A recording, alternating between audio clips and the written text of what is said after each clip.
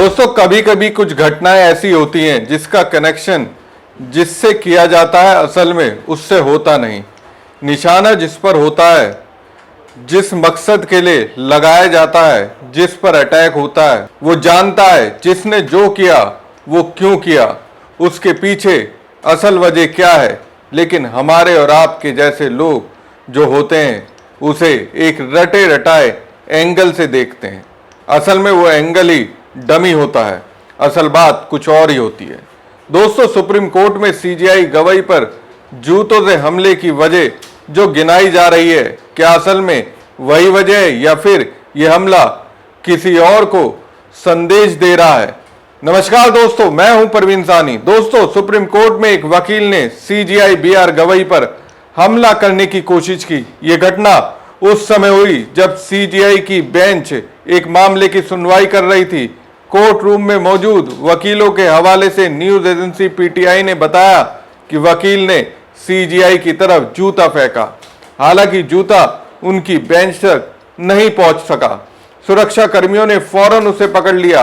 बाहर जाते वक्त वकील ने नारा लगाया, सनातन का अपमान नहीं सहेगा हिंदुस्तान।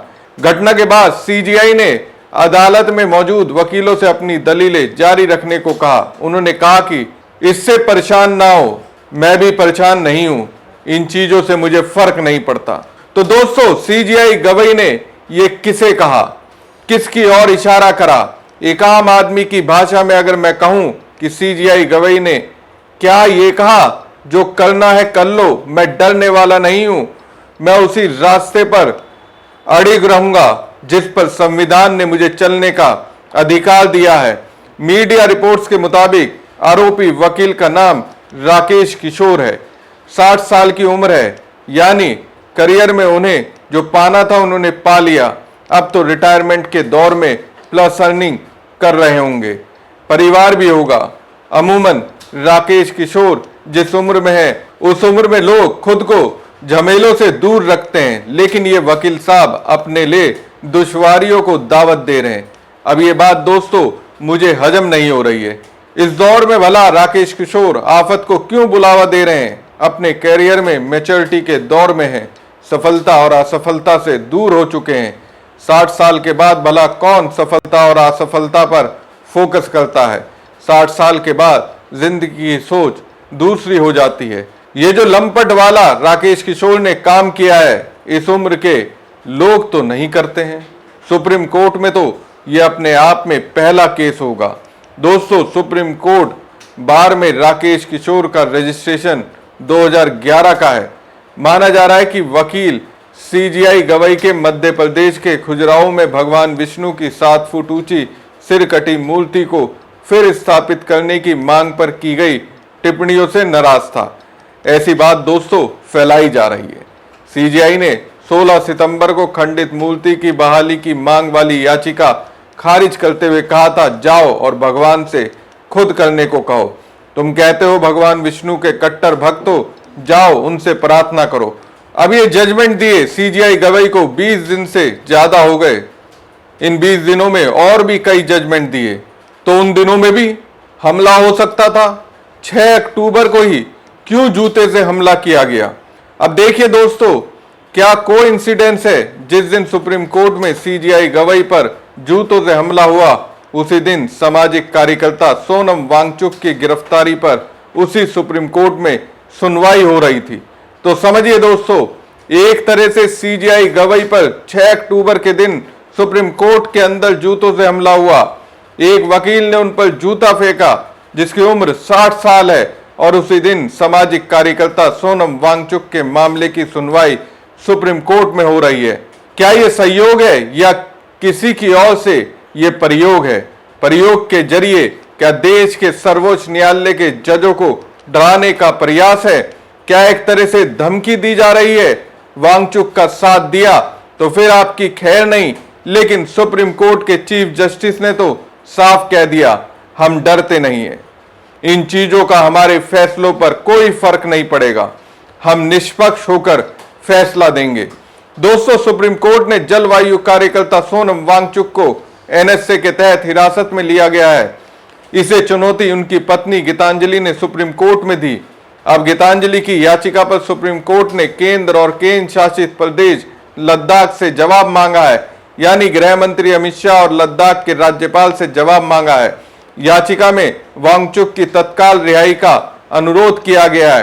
हालांकि जस्टिस अरविंद कुमार और जस्टिस एनवी आचार्य की बेंच ने सोनम वांगचुक को हिरासत में लिए जाने के कारणों के बारे में उनकी पत्नी को जानकारी उपलब्ध कराने के संबंध में आदेश देने से इनकार कर दिया है।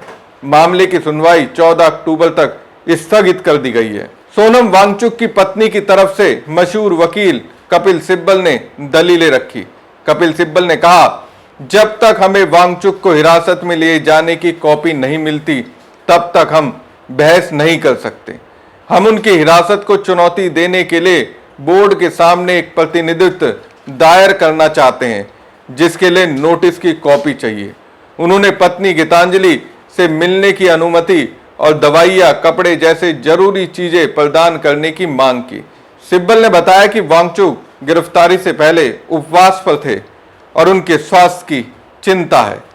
एसजी तुषार मेहता ने नोटिस स्वीकार करते हुए कहा, हिरासत में लिए जाने का आधारों की कॉपी हिरासत में लिए गए व्यक्ति को दी जा चुकी है और उनके भाई से इंटरकॉम पर बात हुई है। उन्होंने कहा कि पत्नी को मिलने की अनुमति दी जाएगी, लेकिन हाइप ना बनाया जाए। इस पर सिब्बल ने एसजी के दावे का खंडन करते हुए कहा, हमें कोई कॉपी नहीं दी गई है। उनके भाई डिटेंशन सेंटर में उनसे मिले थे, लेकिन इंटरकॉम पर बात की। पारिवारिक सदस्यों को डिटेंशन के ग्राउंड की कॉपी दी जानी चाहिए ताकि हम बोर्ड के सामने प्रतिनिधित्व पेश कर सकें। इस पर एसजी ने नोटिस स्वीकार कर लिया। कोर्ट ने केन से पूछा, पत्नी को आधारों की कॉपी क्यों नहीं दी जा रही है। इस पर सॉलिसिटर ने कहा कि कानून में डिटेन्यू को सेवा देना जरूरी है और वो किया गया है। हम उन्हें चुनौती देने के लिए नए आधार नहीं देना चाहते हैं कि परिवार को सेवा नहीं दी गई थी। कोर्ट ने सरकार को हिरासत में मेडिकल सुविधा सुनिश्चित कराने का निर्देश दिया है।